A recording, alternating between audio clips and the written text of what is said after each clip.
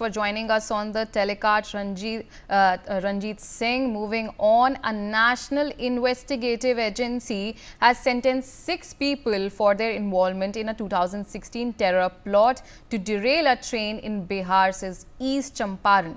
The convicts were found guilty under the unlawful activities and other charges. The NIA court, presided over by the special judge Abhijit Kumar, ruled that the prosecution had proven the group conspired to derail a train and cause mass casualties. The group planted an improvised explosive device in a pressure cooker on the railway tracks near Ghora Sahan station on the India-Nepal border in 2016. Authorities refused the IED in time. They defused the IED in time, preventing a tragedy.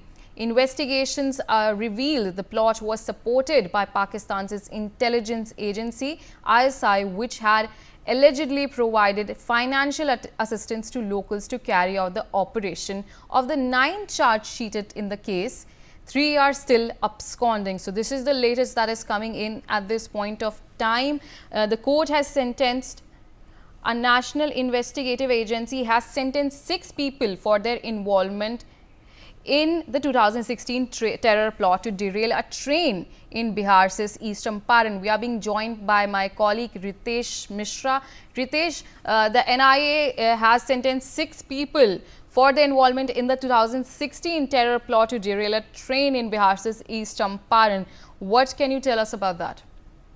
बिल्कुल, देखिए कि NIA की special court है पटना में, उसने sentence किया है 6 लोगों को जो बड़ी साजिश को अंजाम देने वाले थे। 2016 का ये मामला है जब ट्रेन को डिरेल करके ये बड़ी घटना को अंजाम देने वाले थे और इस साजिश को एनआईए ने समय रहते पर्दाफाश किया था और लोगों की जान बची थी। तो बहुत गंभीर मामला था, लेकिन आप देखिए कि 2016 से 2024 तकरीबन 8 साल हो गए और अब इस मामले में इन सभी को सेंटेंस किया गया है। जाहिर सी बात है कि जो भी ऐसे लोग हैं उनको उनके ऊपर पर कड़ी ये कार्रवाई है और आगे भी जिस तरह से आप देखें कि बिहार में कई तरह से या देश के अन्य हिस्सों में भी ट्रेन को डिरेल करने की कोशिश की जाती है, आने की कोशिश की जाती है, उसकी शुरुआत कब और कहां से हुई थी। तो ये बहुत बड़ा मामला है। अब इस पूरे मामले की इन्वेस्टिगेशन को अंजाम की तरफ एनआईए लेकर आई है और इन लोगों को अब बहुत जल्द इसमें सजा मिलेगी। जी, इसमें इन 9 चार्जशीटेड में 3 अभी भी abscond कर रहे हैं एंड बहुत टाइम से देखा जा रहा है ट्रेन डिरेलमेंट के केसेस में बहुत एक ट्रेंड एक राइज है उसमें। इसके बारे में आप क्या बता सकते हैं?